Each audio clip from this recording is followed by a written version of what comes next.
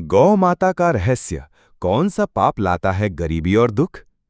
गौ माता बताती हैं कि कौन से पाप मनुष्य को गरीबी और कष्ट की ओर ले जाते हैं। ये ज्ञानवर्धक कथा जो भी श्रद्धा से सुनता है, उसके जीवन से दुख समाप्त हो जाते हैं। एक गांव में सुरीली नाम की लड़की रहती थी। वो न अत्यंत सुंदर थी और न ही उसका कोई परिजन था। मेहनत करके अपना गुजारा करती थी, लेकिन मन में संतोष नहीं था। दूसरों को सुखी देखकर वो प्रभु से शिकायत करती कि मुझे ही क्यों दुख मिला। एक दिन वो पेड़ के नीचे बैठकर रो रही थी। तभी एक महात्मा वहां से गुजरे और पूछा, बेटी क्यों रो रही हो? सुरीली ने कहा, मैं दुखी हूं, न सुंदरता है न सुख। महात्मा बोले, अगर तुम मुझे एक पूर्ण सुखी व्यक्ति से मिलवाओ तो मैं तुम्हें सुख और सौंदर्य का वरदान दूंगा। सुरीली सबसे पहले अपने मालिक किसान के पास गई। किसान बोला, मैं सुखी नहीं हूं, फसलें बर्बाद हैं, कर देना पड़ता है, व्यापारी सुखी होते हैं। फिर वो व्यापारी के पास गई। व्यापारी बोला, सुख, हम तो घाटे, चोरों और कर से परेशान हैं, अधिकारी सुखी होते होंगे। अधिकारी बोला, मुझे हर समय आदेश निभाने की चिंता रहती है, राजा सुखी होंगे। राजा से मिलने पर सुरीली ने कहा, आपसे सब कहते हैं कि आप सबसे सुखी हैं। राजा हंस पड़ा और बोला, मैं तो सबसे दुखी हूं, मुझे नींद नहीं आती, हर कोई दुश्मन लगता है।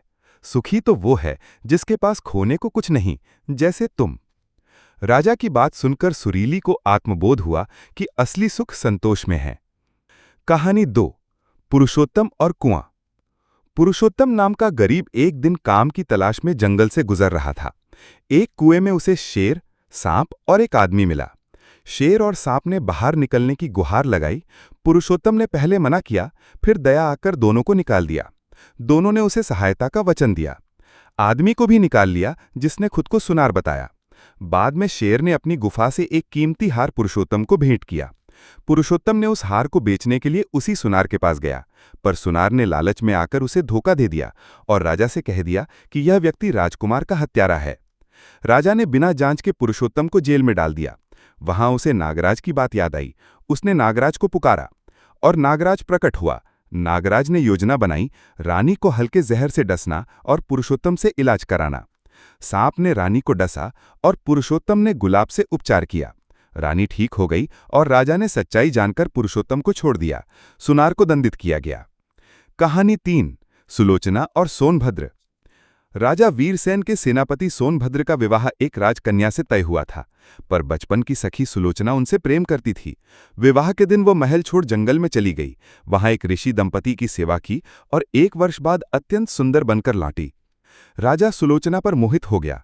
सुलोचना ने कहा, अगर आप मुझे पाना चाहते हैं तो सोनभद्र का सिर ला दें। राजा ने सेना भेजकर सोनभद्र को बंदी बना लिया। सुलोचना जेल में उससे मिलने गई और आत्मग्लानि से भरकर अपने वस्त्र उसे देकर खुद उसकी जगह मौत स्वीकार कर ली।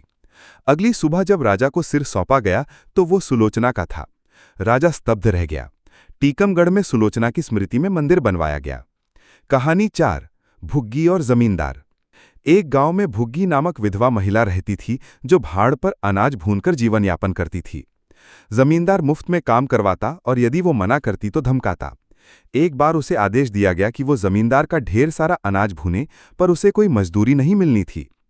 थकावट और भूख से परेशान भुग्गी जब देर करने लगी तो जमींदार ने उसका भाड़ तोड़ दिया और पत्तियों को आग लगवा दी। भुग्गी ने विरोध किया, लेकिन उसकी बात किसी ने नहीं सुनी।